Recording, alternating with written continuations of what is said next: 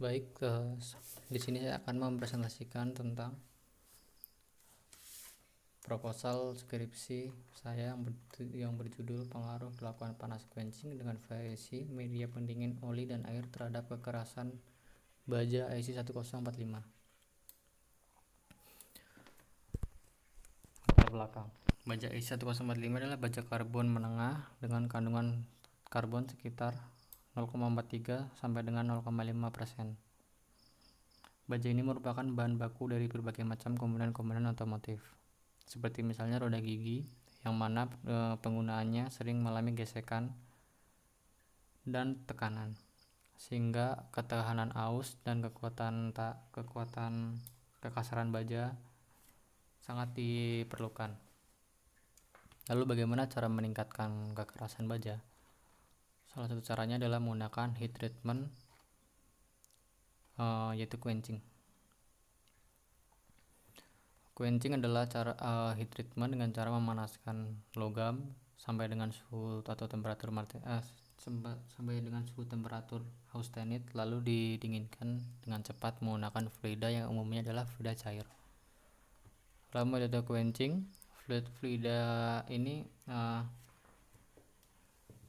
terdapat banyak fluida untuk media pendinginannya. Namun untuk penelitian ini menggunakan dua fluida saja, yaitu oli dan air.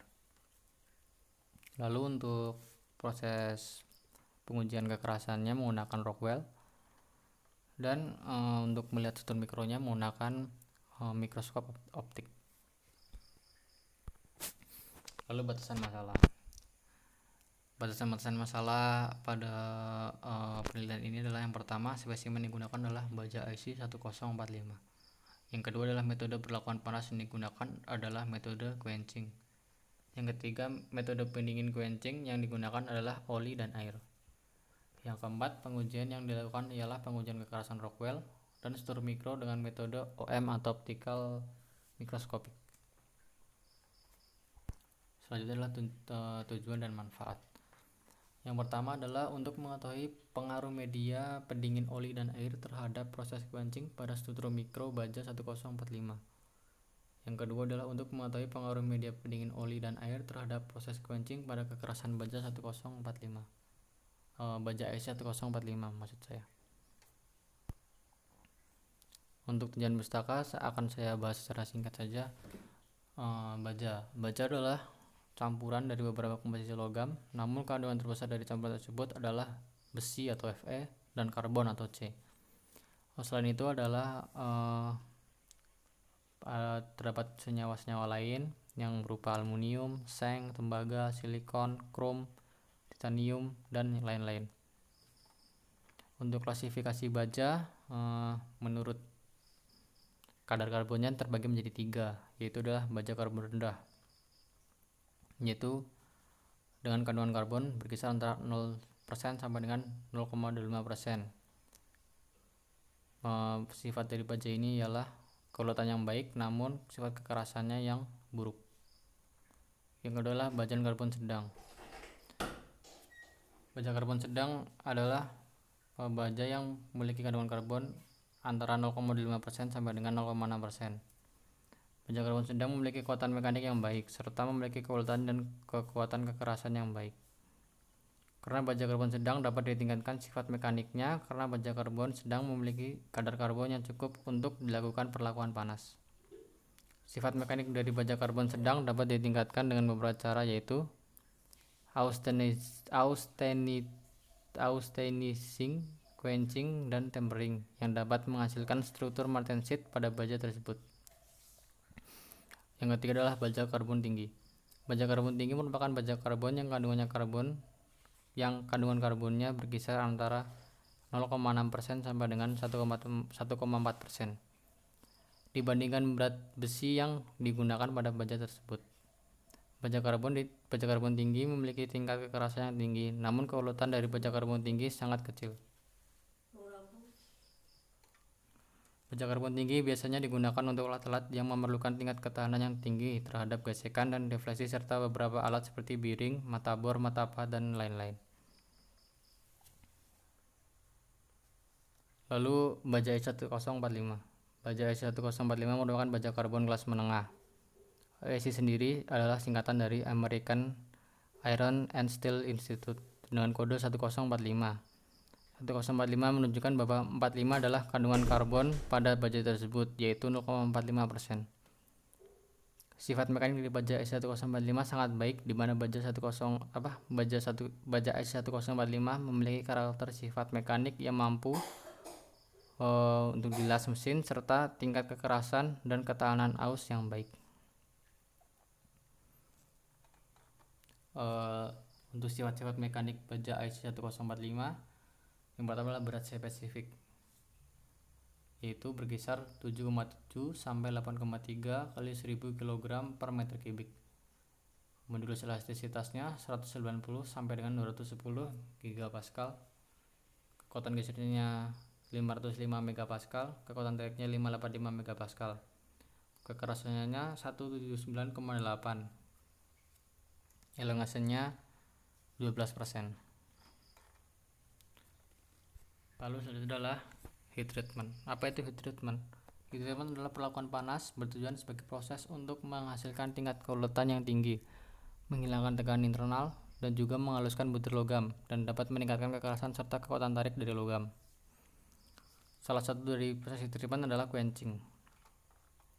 Quenching adalah proses heat treatment dengan cara memanaskan logam sampai dengan temperatur austenit lalu didinginkan secara cepat dengan menggunakan media pendingin berupa cairan.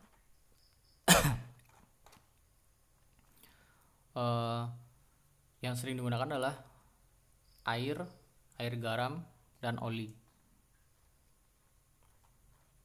Untuk menginginkan hasil kekerasan yang sesuai dengan keinginan, maka dapat diatur dengan cara seberapa lama menahan baja tersebut dalam suhu austenit dan juga seberapa cepat proses pendinginannya. Itu akan mempengaruhi tingkat kekerasan dari logam tersebut. Lalu selanjutnya adalah kekerasan. Apa itu kekerasan? Kekerasan adalah suatu sifat mekanik dari sebuah material. Kekerasan suatu material diketahui khususnya untuk material yang dalam penggunanya akan mengalami pergesekan atau frictional force. Dalam hal ini, di bidang keilmuan yang berperan penting mempelajarinya adalah ilmu bahan teknik atau metalurgi engineering. Selanjutnya adalah kekerasan Rockwell. Pengujian kekerasan dengan menggunakan Rockwell merupakan suatu pengujian untuk mengetahui kekuatan kekerasan suatu logam dengan menggunakan indikator bola baja ataupun kerucut intan.